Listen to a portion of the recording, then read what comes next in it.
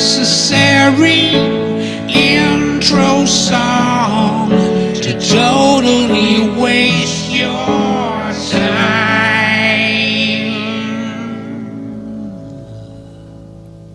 Why you got that hairdo?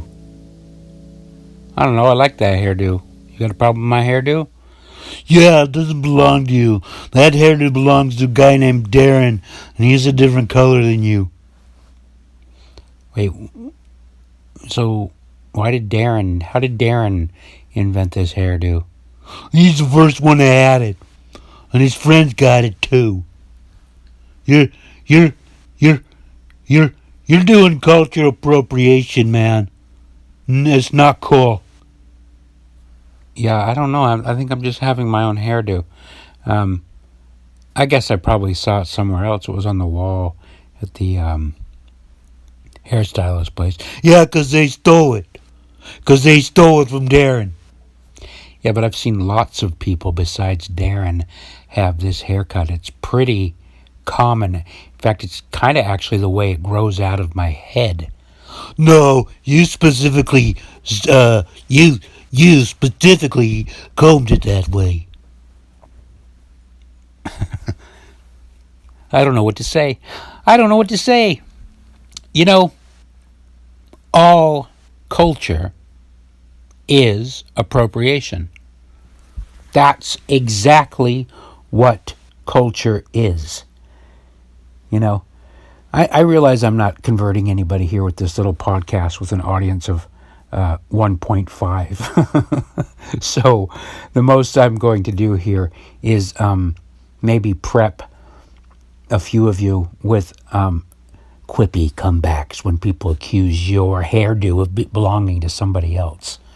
You know, I'm sure you've already thought it through. But let's just, for fun, because you're driving or you're not working or whatever you're doing, maybe you're on a hike. Let's just drill down into this a little bit. What is culture? Noun: the arts and other manifestations of human intellectual achievement, regarded collectively. Not individually, but collectively. Refined understanding or appreciation of culture. Men of culture, that was an example. 2, the customs, arts, social institutions, and achievements of a particular nation, people, or other social group. How does a group of people make a Picasso painting? I don't know. Biology, this is a fun one. The cultivation of bacteria. Oh, now we're talking. Tissue cells, etc., in an artificial medium containing nutrients. Oh, I like that one. A culture. Bacteria. You know, maybe parasites. Maybe culture is parasitical. Is that a word? It is now. I'm stealing the word and I'm making my own. That literally is what culture is. Culture is taking credit for the hard work of others. It's pretending you had something to do with it. Dude, don't steal from my culture. That hairdo comes from my culture. Yeah, you didn't invent it, buttface. You waited until 5 other people had it before you got it. You waited until it was safe. You haven't invented shit. And let's be honest. I'm not trying to criticize the people who don't invent shit. Because you don't have to. Not everybody can be a genius creator that can invent something brand new. And there has to be somebody to use it or appreciate it. And that's fine. I'm not discounting a fan. Okay? If you're a fan of something or you like something or you're an appreciator or you're a consumer, you do get a pat on the back. A thank you for supporting it. You get all that stuff.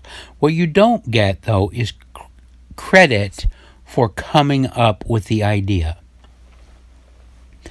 You want to know who invented nachos? I'll tell you. His name was Ignacio. I know this because I absolutely love nachos. And at a certain point, I was thinking, I love Mexicans because I love nachos. And then I caught myself and thought, well, that's stupid. Who invented nachos? I want to know that person's name. You know? I want to know that one person's name. Who invented nachos? I don't want to give credit to a million people who didn't invent it. Why would you do that? It's not even nice. It's rude. It's rude. It's like saying, who invented the car? White guys, white people. No, not white people. A guy, a person, or maybe a small group of people working in conjunction with each other. So, yeah, Ignacio Anaya. And, of course, Mexicans would know that Ignacio, shortened, is Nacho. Hey, Nacho, Ignacio, and Nacho, or how do you say that? I considered getting Ignacio Anaya's name tattooed in Old English lettering across my my very round, gushy gut, because there's a direct line between the shape of my belly and Ignacio Anaya. Yeah, he invented nachos in a little town across the Texas border, a little shitty town, just right across the border. And the story goes that he had a little restaurant that was closed, and there were some American tourists that came over to his restaurant. He was a chef there, I think. Don't quote me. You can look it up yourself. But the gist of it is, this is the lore. The gist of it is that he was closing up for the night, basically out of food. He put everything away, and somebody came in. They wanted food. And all he had was tortilla chips, or he had some tortillas. He had some cheese, and he had some jalapenos, right? So he got creative, and he just cut the tortillas into triangles. He put some cheese on the tortillas, and then he put some jalapenos on the top. And there you go. That was your first nachos. I'm not so sure if the cheese was liquidy yet by then. But it's said that that's where nachos first came about. The people loved them. They told their friends, and everybody went back, and they all wanted Ignacio's little chips and cheese and jalapenos. What a wonderful combination. By the way, just cheddar cheese and jalapenos, it's just a fantastic combination. I don't care who you are. I can eat a whole can of just jalapenos if I've got some cheese to go with them. But Ignacio, congratulations, Ignacio. And I'm glad that somebody, whether it was him or not, I'm glad that somebody took the time to figure out that there is a human being behind it. There's a human being behind the tortilla. Who was the first person to pound it out into a thing? I wish I knew their name. But no, what do we do as human beings? I'm speaking collectively because this is a collective conversation. There's this terrible tendency that people have to erase the hard efforts of individual people who contribute and to take credit for them. I've been annoyed by this my whole life. I caught myself, even as a kid, when I was a football fan, namely BYU, the Mormon University, when they were on top of the world with their football team. I remember one time saying, "We won!"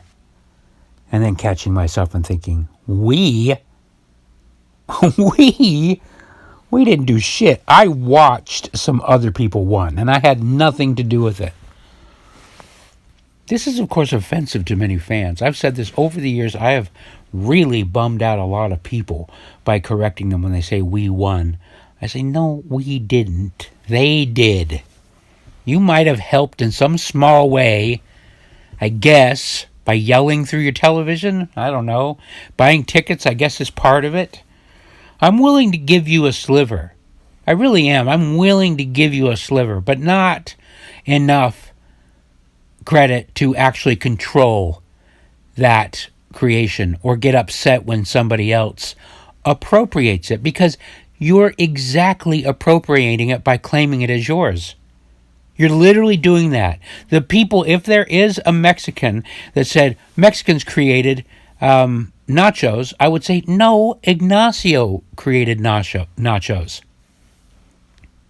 congratulations for him. And if you were there to support him, and I'm not going to deny that he is standing on the shoulders of giants, that person that invented the tortilla, the person that invented the oven, the person who decided that cultivating jalapenos was a good idea, the person who dared to squeeze juice out of a cow's boob and to let it rot and then taste it, and keep tasting it until it achieved just the perfect flavor. These are the people I love. And I don't really care where they came from, but these brave people that do these can you imagine the first person that decided to crack open an egg and eat it? And then the person that cooked it this way, and then cooked it that way, and then we just want to lump it into culture and just erase these individual efforts and just collectively say, oh, well, this group did that. No. That group didn't do it. Individuals do that shit. And the second you want to claim credit for it, you are guilty of appropriation. When you see somebody, Darren's cool haircut, and you decide, I like that haircut, I'm going to try it out. You're culturally appropriating him, whether his skin color matches you or not. You're appropriating Darren's cool haircut. Darren is the one that put his reputation on the line.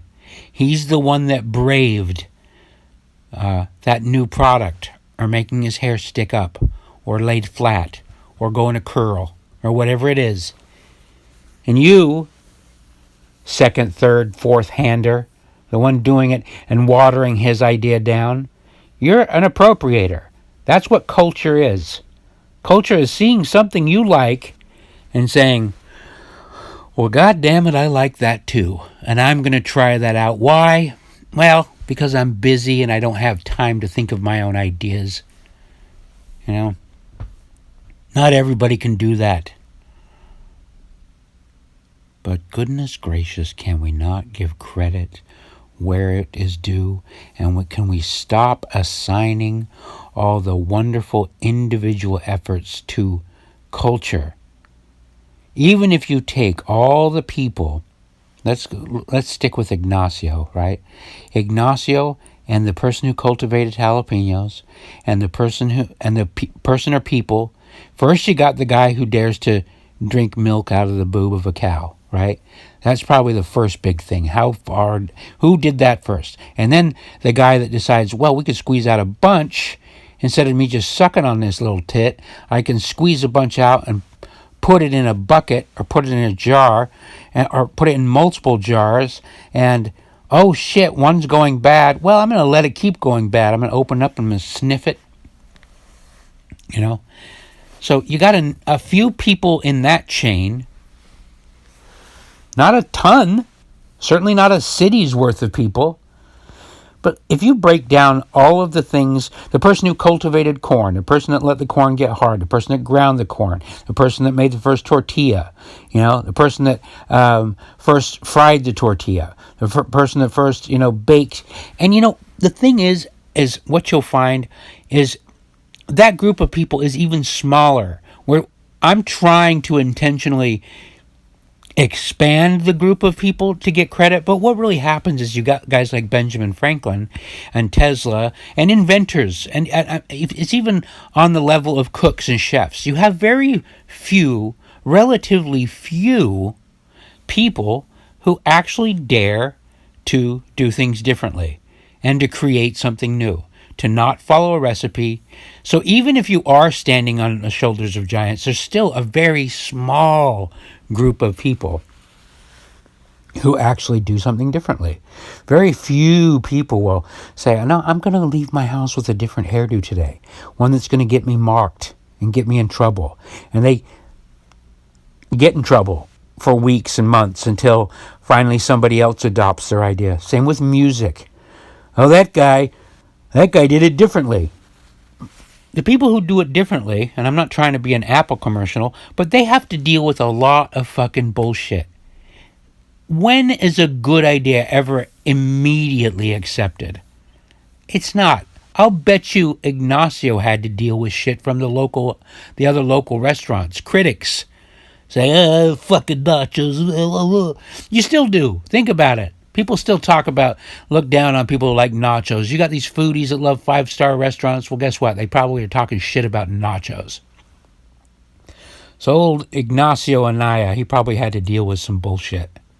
By the way, they have a nacho festival in October in that city. I can't remember the name of the city, but look it up.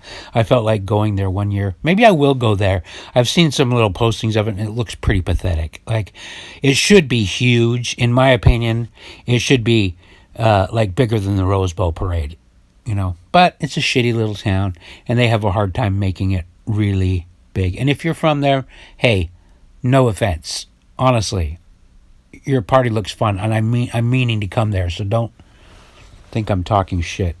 Look at this is where that was the part where I imagine somebody in that town is listening to my little podcast. That's pathetic.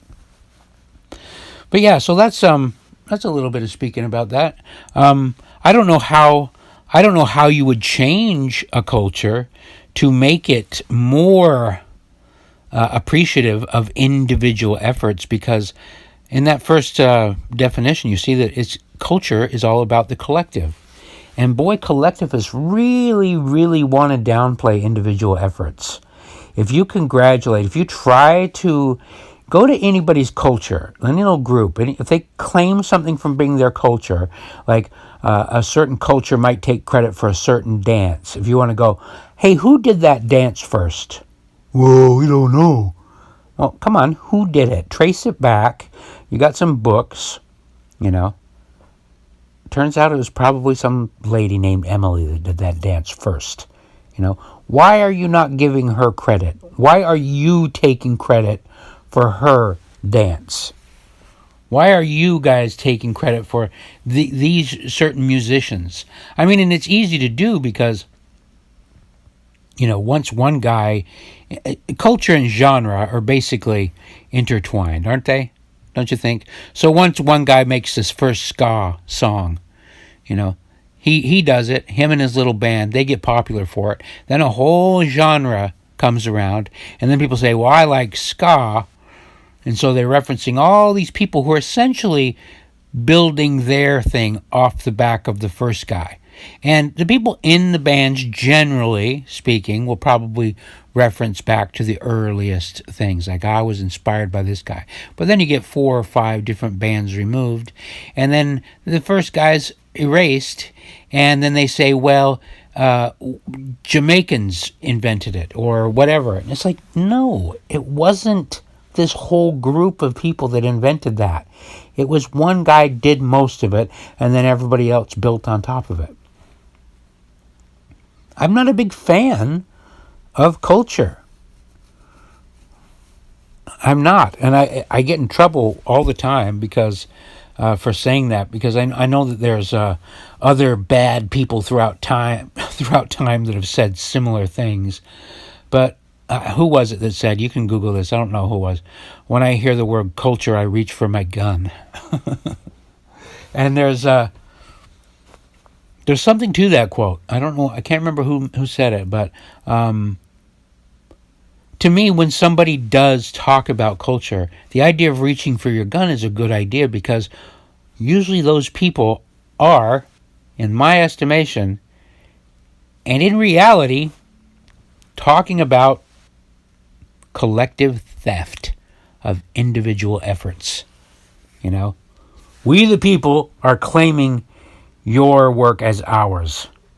It no longer belongs to you, it belongs to me and my and the people who I deem worthy. And nobody else gets to have it. Like, how dare you? Now I'm going to sound like Greta. How dare you? How dare you steal the dreams, the hopes and dreams of people, and make them your own? Pretend like you had something to do with it, bigger than just liking it. You don't get credit for liking something. Well, I liked it first. You see how people do that, Oh, I liked those guys way before they had their first album is great. Oh, you liked them first, and you want to get credit for liking something first. And you know what's funny is the people that want the credit the most are people who don't even share it. So they want to take credit for it. A band comes out, little hipster dude or whatever. It predates hipsterdom by years. You find a little thing, you love it, nobody else likes it. And by the way, I'm a little bit like that too. I love to discover things. Who doesn't? Treasures. It goes back forever. Discovering a treasure, discovering a good artist, discovering a good food, a good restaurant, whatever.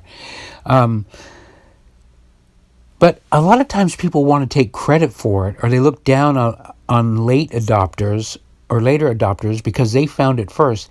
Yet when they found it, they didn't even sing its praises. It would be one thing if you found a secret thing and said, hey, everybody, look at this amazing fucking thing.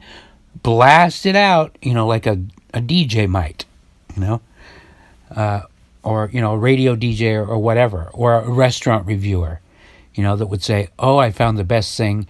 They tweet about it. They get everybody else's attention. Then maybe you can sit back and go with a smile on your face and say, well, I helped. I discovered that and I promoted it. Maybe a record label that found a little artist that was singing this and they put all their money and their backing behind it to push it forward. Maybe they can take partial credit for it, because they put it into everybody's ears, But you, just the passive listener, or the listener who is too cool to share, you, the one who wants to say, no, stop culturally appropriating my shit. You're stealing it. Why you gotta copy me? I've gotten that. I get that on the internet sometimes when I find it really curious when people go, it's on the internet, you share something on the internet that's not even yours, right? Like a meme. You'll share a funny graphic and somebody will ask you if they can share it. And I think, what the fuck are you asking for? If I've shared it and it's not even mine, the whole internet is about sharing things, Well, I don't know. Some people get mad. Yeah, some people do get mad. And you know what you call those people? Terrible fucking people. Who said that to me recently? Who was it? Oh, my own brother. My own brother. And I love him to death. My little brother, Steven. I started my podcast. And he thought, well, I want to do a podcast too. And he said to me, I said, I want to do a podcast too. And he goes, but I don't want you to think I'm copying you. I said, who gives a shit? I didn't invent it. I didn't invent the podcast. I didn't. There are millions of people. But and he meant it in good way, because there is this pressure. Some people, it's the people that talk about cultural appropriation that create the environment of fear or the environment that you're not supposed to steal. I don't want to steal your idea. What do you mean you're not stealing my idea? If I share it, it becomes, that's the whole point, is share. But what you do is build upon it. You don't want to share somebody or just copy somebody directly because then you're not contributing anything, But if you're contributing and you're building on top of something, then there you go. And I'm not even saying you have to be Ignacio. You don't need to be Ignacio. You don't need to reinvent. You don't need to invent an entirely new dish. But I think you should try. Why not?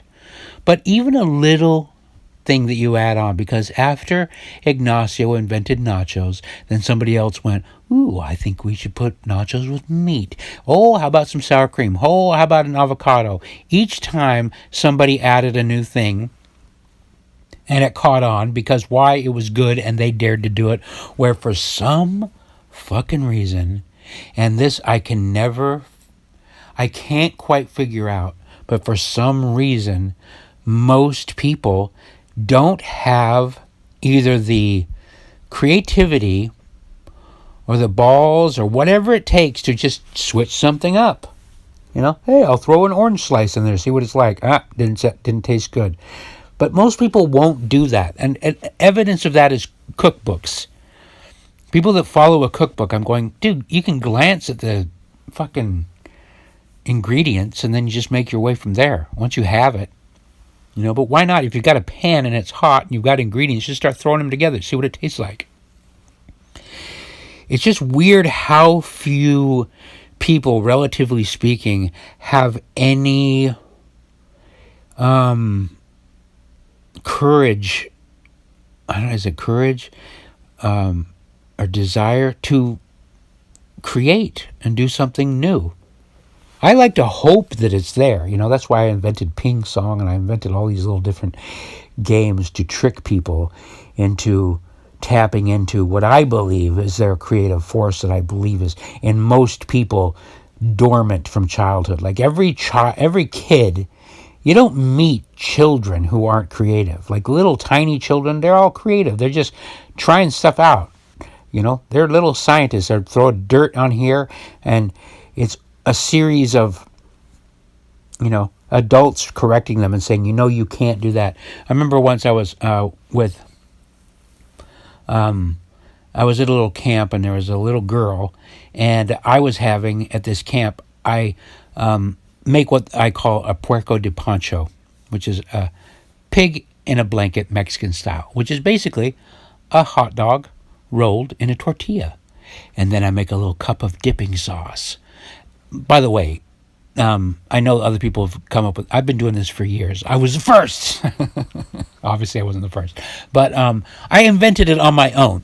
I hadn't seen somebody else do it. So, literally 20 years ago was the first time I wrapped a hot dog in a tortilla and then made a dipping sauce. And you can make dipping sauces out of anything. You mix your nacho cheese with mustard, believe it or not, is really delicious. Everything that's good on a hot dog, you mix it into a dipping sauce and you dip it in. Anyway, I had this at the camp out, and this little girl was probably about 3.5 or 4 years old. And she looked at my puerco de pancho, and she was like, oh, I think I want one. I go, you want me to make you one? And her dad chimed in, and her mom said, well, this isn't how you like it. He doesn't have a bun. He doesn't have this. And they were basically prepping her to be disappointed for this. She was absolutely happy to get the thing. But he, in his mind, was prepping her like, no, this isn't the way you eat a hot dog. It's not like a typical bun. And I was going, that's what happens. That's how you stifle the creativity of a child, is by telling them, informing them of rules, where rules don't even need to exist. There's obviously no rule that says you have to put a hot dog in an inferior hot dog bun where you have to tilt your neck and basically break your neck to take a bite while everything falls out the top. You fucking roll that shit in a tortilla. It's superior, motherfucker. And it really is, too, because you can wrap some lettuce around it. I'm telling you, a tubular meat, a hot dog, is meant to go in a tortilla. But I digress. Point is I try to do my best to remind people that they can be inventive. They don't have to rely on culture. These little stupid rules that say, you are X, therefore these are the things you like. See, now I feel silly. You guys obviously know this. I bet you every single one of you has rolled your eyes when you heard the term cultural appropriation for the first time, when you've seen arguments. Everybody is tired of it. Culture is appropriation. It's absolutely kind of silly that there are two different words. It should just be called appropriation. My nation's appropriation is this. These are the things we've appropriated. The collections of things that you appropriate, that's called culture. Appropriation first, culture second. Anyway, that's enough of that. Thanks for listening.